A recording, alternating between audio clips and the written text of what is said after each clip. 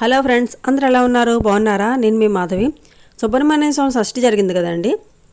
West Godavari Attili famous షష్ఠికి. చాలా బాగా చేస్తారు. నెల రోజులు చేస్తారు. ముందు రోజు నైటే మంచి ఊరేగింపుతో వెళ్ళి కళ్యాణం చేస్తారండి. అక్కడ చాలా బాగా చేస్తారు, చాలా గ్రాండ్గా చేస్తారు. తర్వాత దర్శనాలు ఇస్తారు. షష్ఠి రోజు రాత్రి స్వామిని ఊరేగిస్తారండి. మందుగుండ సోమాలు కాల్చి రకరకాల బలవేషాలు పెట్టి తెల్లవార్లు ఊరేగిస్తారు. మొత్తం అత్తిలంతా తిప్పి ఊరేగిస్తారు స్వామిని. చాలా బాగుంటుంది. ఎక్కడెక్కడి నుంచో వస్తారు. ఫుల్ రష్గా ఉంటుంది. షష్ఠి రోజు ఎంతమంది వస్తే అంతమందికి భోజన ఏర్పాట్లు ఉంటాయండి. ఆ షష్ఠి రోజు భోజనాల కోసం లారీలతో వస్తాయి. కాయగూరలైనా ఆవకాయ జాడీలు ఏవి రకరకాలుగా పంపిస్తారు. అందరూ కూడా భక్తులందరూ ముందు రోజు రాత్రే వచ్చేస్తారండి. చాలామంది జనం వచ్చేసి అక్కడ నైట్ అక్కడ కోనేరు ఉంటుంది స్వామికి ఎదురుకుంటా. అక్కడ స్నానం చేసి కళ్యాణం అయిన తర్వాత ఆ స్వామిని దర్శించుకున్న వాళ్ళు చాలామందే ఉంటారు. శ్రీ వల్లి దేవసేన సమేత సుబ్రహ్మణ్య స్వామి అండి. అక్కడ ఈ టెంపుల్కి పక్కనే ఒక కోనేరు ఉంటుంది.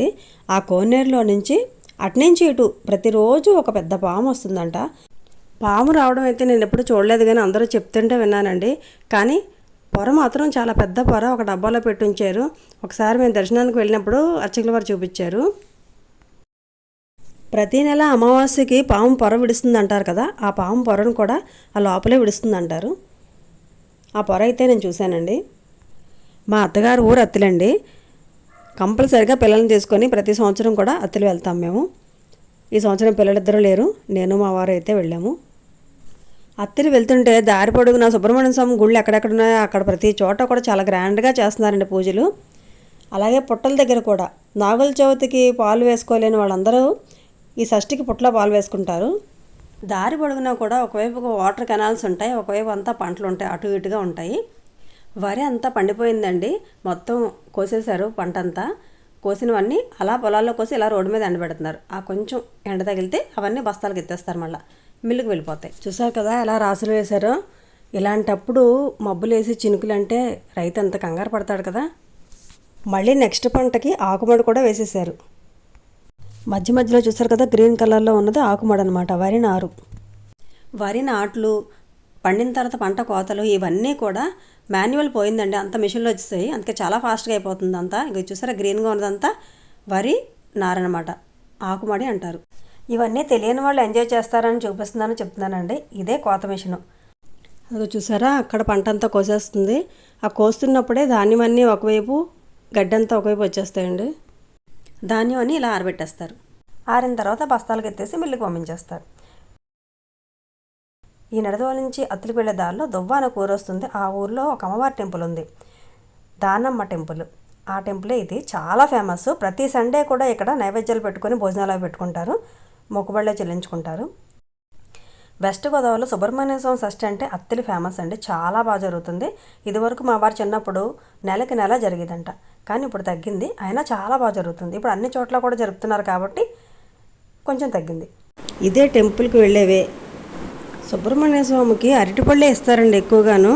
మొక్కుకున్న వాళ్ళు కూడా గెల్ల అరటిపళ్ళు ఇస్తారు.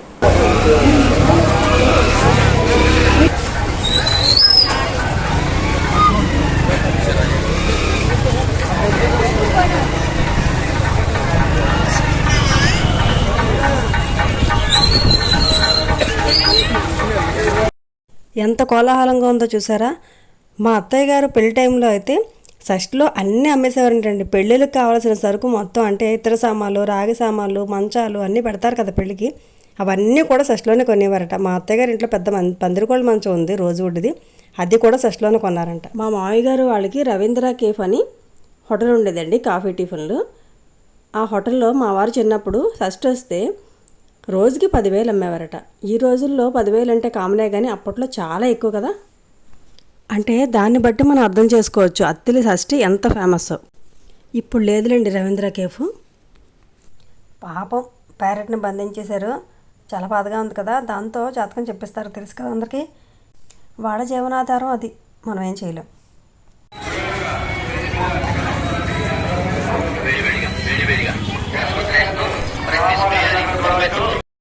టెంపుల్కి దర్శనానికి వెళ్తున్నామండి. లంచ్ టైం కదా, చాలా ఖాళీగానే ఉంది.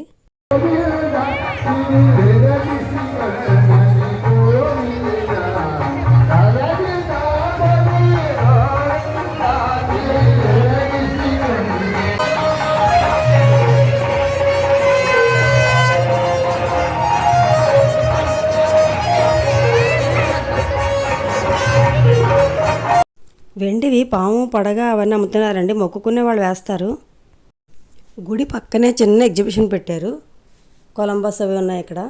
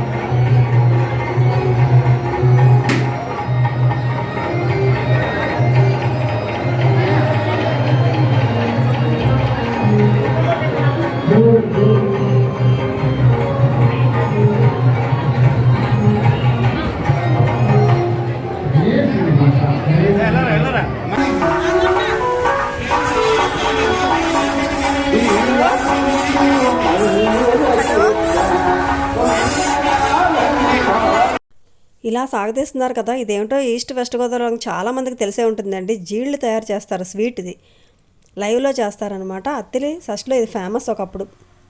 చాలా గట్టిగా ఉంటుంది, బెల్లం క్యాండీస్ అనమాట.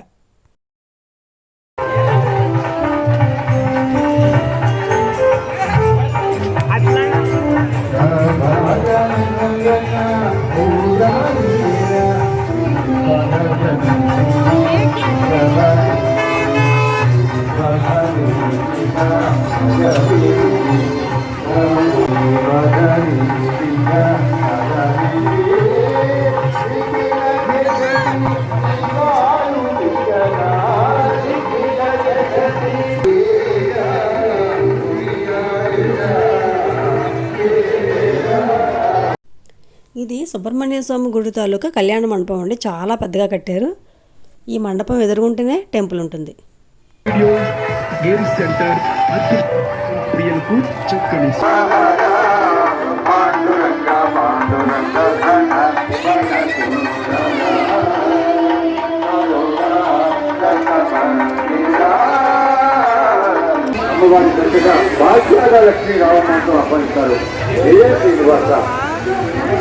ఆ ఎదురుగుంట కనిపిస్తున్నది పెద్ద ఎగ్జిబిషన్ అండి, జైంట్ వీల్ కూడా ఉంది.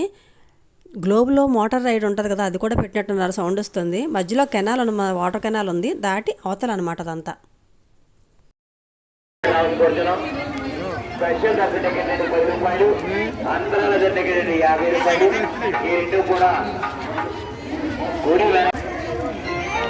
అలాగే ఈ రోజు రాత్రి 7 గంటలకు శ్రీవల్లి దేవసేన సమేత సుబ్రహ్మణ్య స్వామి గారి యొక్క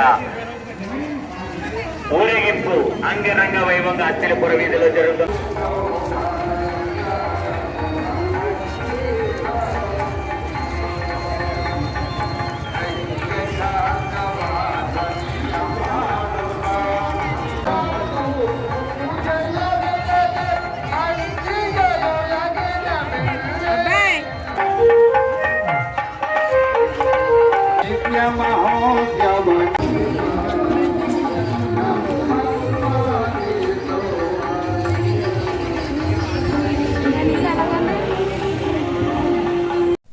చూసారు కదా, ఇళ్ల ముందు కూడా ఎలాగ షాపులు వేస్తారో. ఇంకో గంట పోతే కిటకిటలు ఆడిపోతారండి జనం, అసలు కాలు పడ్డానికి కూడా ఖాళీ ఉండదు. మేము వచ్చేటప్పుడు గుడి దగ్గరలోకి వచ్చాకే అరగంట సేపు ఉండిపోయామండి ఎండలో, ట్రాఫిక్లో చాలా ట్రాఫిక్ జామ్ అయిపోయింది. అదే పరిస్థితి ఒక 1 అవర్ తర్వాత కూడా ఉంటుంది. ఆ ఎదురుగుండా కనిపిస్తున్న డబుల్ స్టార్ బిల్డింగే మా ఆడబడిచి వాళ్ళదండి. వాళ్ళ ఇంటి ముందు కూడా అన్ని షాపులు వేసారు. ఇప్పుడు అందరూ భోజనాలు చేస్తున్నారు కాబట్టి కొంచెం ఖాళీ కనిపిస్తుంది. మేము ఇంట్లోకి వెళ్ళడానికి కూడా కొంచెం ఇబ్బంది పడవలసి వచ్చింది. ఎలా ఉంది ఫ్రెండ్స్ మా అత్తిలి షష్ఠి వీడియో? ఈ వీడియో కనుక మీకు నచ్చినట్టయితే like, share and subscribe. Thank you.